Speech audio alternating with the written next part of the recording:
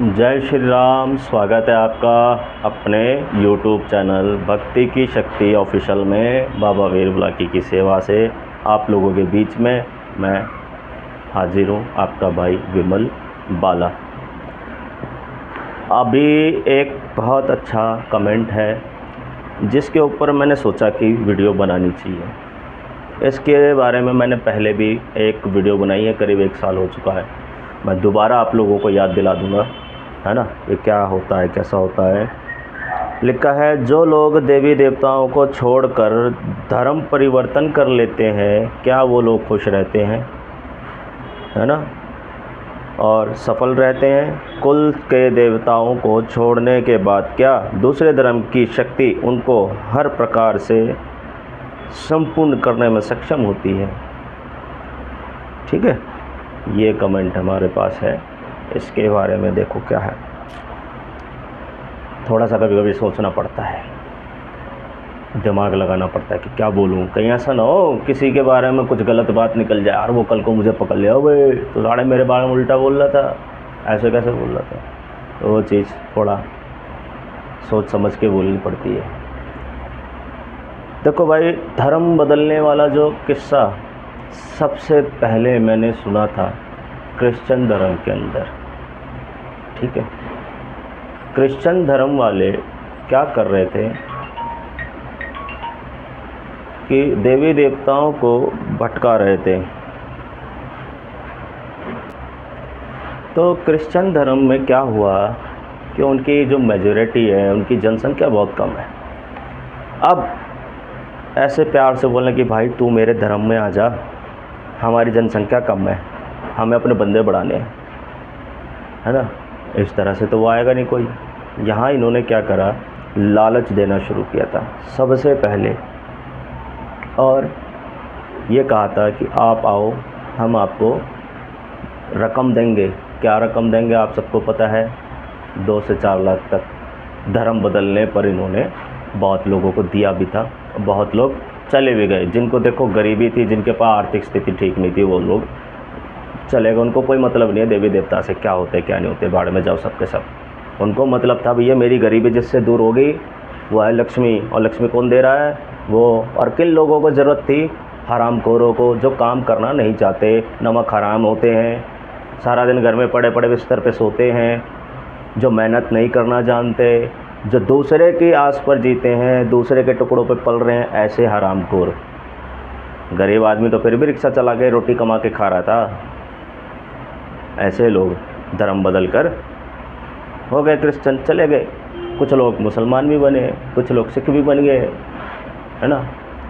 अब हमारे धर्म में क्या है, हमारे देवी देवता ऐसे ऐसे खतरनाक खतरनाक जिनका कोई तोड़ नहीं। क्या हो गया कि हमारे घर में जो देवी देवता उनकी इज्जत हमने करी नहीं, और दूसरे के देवी देवता को अपने सिर पे बिठा रहे हैं। कुछ समय के लिए तो खुश रहेगा दूसरे के धर्म में जाके, क्योंकि देखो अब कोई बंदा, एक बॉस के पास 2 कॉम्पिटिटर हैं, एक ही कंपनी के 2 कॉम्पिटिटर हैं, और सेम बिजनेस इसका भी है, सेम उसका भी है। यहाँ का मैनेजर अगर नौकरी से निकलता है तो सामने वाला क्या कहेगा, मैनेजर तू मेरे पास आ जा, मैं रख लूँगा तुझे, उससे अच्छी तनख्वाह दूँगा, आ जा बेटा कर मेरे पास काम। और जब तक उससे काम निकलवाना है ना, कुछ महीने, 2, 3, 4, 6 साल भर तो बहुत प्यार से, हाँ बेटा बेटा बेटा बेटा, वेरी गुड, साथ में बिठाना, साथ में खिलाना, घर भी छोड़ के आना, अच्छे अच्छे उसको ऑफ़र दे देने। लेकिन बाद में क्या होगा, एक दिन लात मारेगा पिछवाड़े पे, चल निकल, आड़ा हो गया तेरा काम, भाई यहाँ से। जब तक काम चलेगा तब तक रखेगा, और जब काम नहीं चलेगा पिछवाड़े पे लात पड़ेगी, निकल यहाँ से। यही चीज़ होती है। और जब आप दूसरे देवी देवताओं को अपने बाप के समान समझोगे तो वो आपको अपना बेटा कहेंगे, बेटा बेटा बेटा बेटा। जो समस्या आपके ऊपर चल रही है ना, उस समस्या का समाधान किसी के बाप में नहीं है जो कि हमारा बाप कर सकता है। अगर मुझे तकलीफ़ हो गई ना, तबीयत ख़राब हो गई, तो मेरा बाप लेके जाएगा मुझे अस्पताल, मेरा बाप डॉक्टरी करा के लाएगा, डॉक्टर से मेरा बाप मिलवाएगा, और वो भी मेरे को लेकर भागेगा, ना कि पड़ोस का बाप मेरे को आके लेके जाएगा। किसी के बाप को कोई परवाह नहीं है, अगर जियोगे मरोगे या आपने खाना खाया नहीं खाया, आप सही हो बीमार हो अच्छे हो कैसे हो, किसी को कोई मतलब नहीं, किसी के बाप के मतलब नहीं। आपका अपना बाप आपका ख्याल रखेगा। अगर एक्सीडेंट हो जाता है ना, किसी की टांग टूट जाती है, तो अपने ही काम आते हैं। जैसे कि मैं उदाहरण जो दे रहा हूँ एग्जांपल, अपने परिवार को लेकर समझ लो।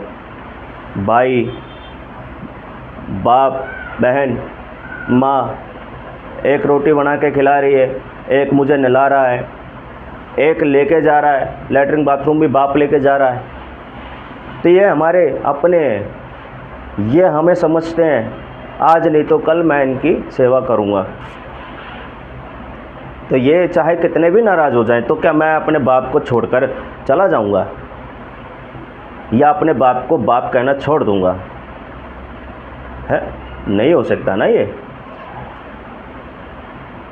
हमारा भगवान श्री राम है, हम उसके वंशज हैं।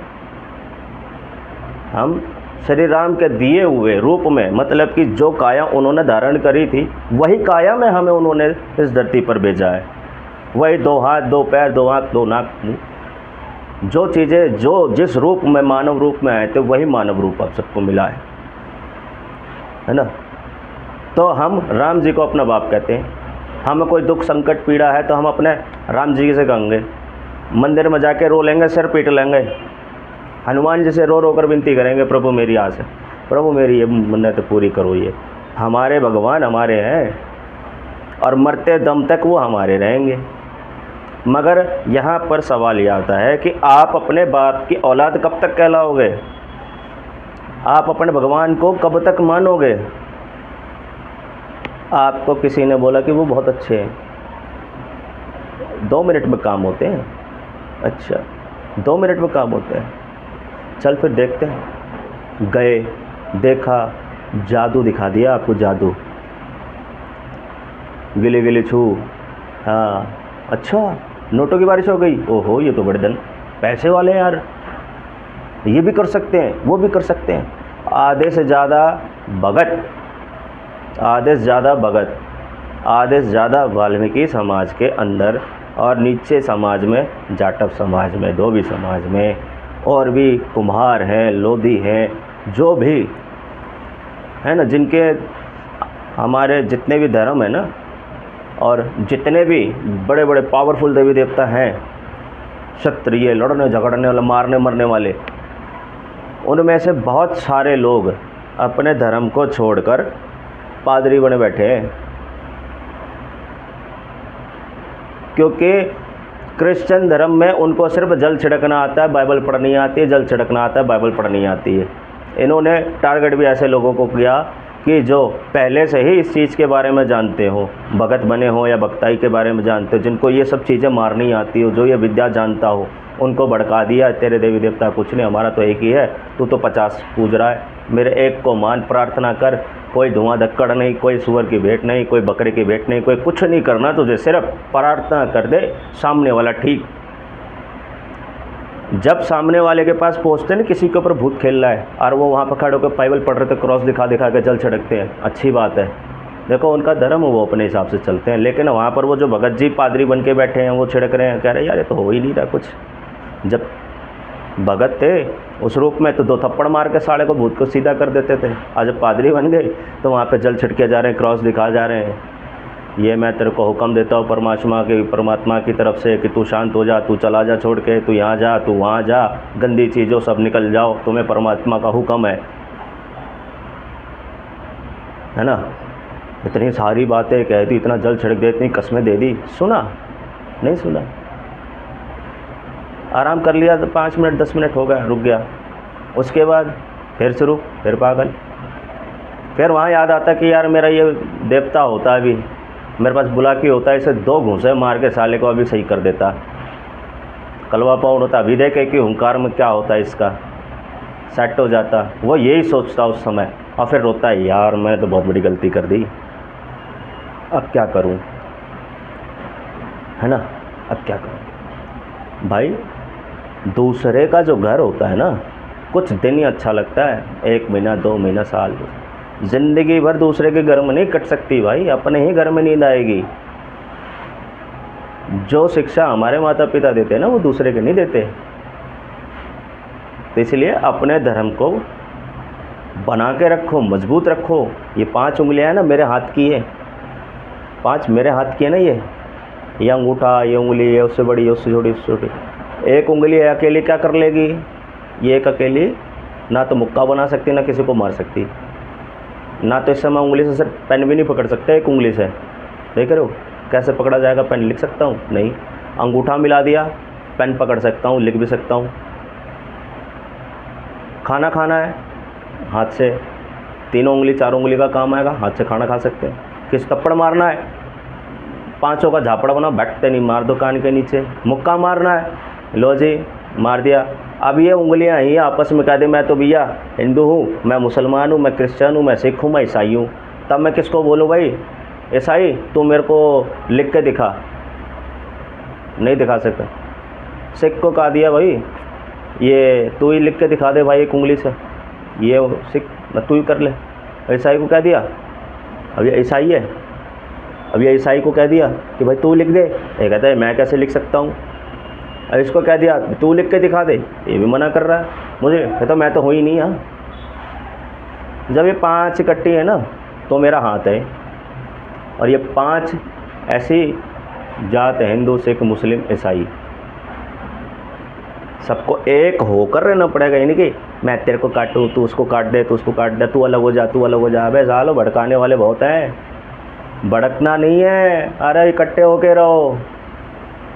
और सबसे बड़ी बात, अपने धर्म के बनकर रहो। हिंदू धर्म बहुत खतरनाक धर्म है, क्षत्रिय धर्म है। इतने बड़े बड़े योद्धा वीर, राम लक्ष्मण सीता, इतने बड़े बड़े, कृष्ण भगवान भी इसी में आ गए, हिरण्यकश्यप जैसे, राजा हरिश्चंद्र जैसे की कहानियाँ सुन सुन के बचपन बीत गया है ना। तो अपने धर्म के अंदर बहुत सारी चीज़ें सुनने समझने वाली। ज़िंदगी ख़त्म हो जाएगी लेकिन हिंदू धर्म नहीं ख़त्म होगा, पढ़ते ही रह जाएंगे, पढ़ते ही रह जाएंगे, बहुत कुछ है। तो इसलिए अपने धर्म में रहो, दूसरे का सुन लो। भाई मैं तो कहता हूँ कोई तुमको 2 लाख रुपया दे रहा है ना, 5 लाख भी दे रहा, आजा मेरे धर्म में, ठीक है, ला पहले 5 लाख दे, ले ला के साइड हटो बक, और आ जाए ना घर पे, साढ़े लठी लट बजा दो, ठीक है भाई। ज़्यादा आक्रोश में फैलाना नहीं चाहता, कहीं गुस्सा आ जाए यार, पब्लिक भड़क जाए, वो मेरे को ही कहेंगे यार तुम तो भड़काते हो लोगों को ऐसे ऐसे ना। तो भड़काऊ वीडियो नहीं बनाना चाहता मैं, थोड़ा प्यार से ही बात करता हूँ, वो मज़ा आता है मुझे भी सुनने में। मैं कभी कभी अपनी वीडियो देखते ना, मैं खुद खो जाता हूँ कि मैं क्या कह रहा था। मैं इतना बातों में, मैं खुद अपनी बातों में खो जाता हूँ कि मैंने ऐसा कहा है। तो इसलिए आप उस चीज़ को छोड़ो, पैसा खा लो और छोड़ दो, सालो ले लो।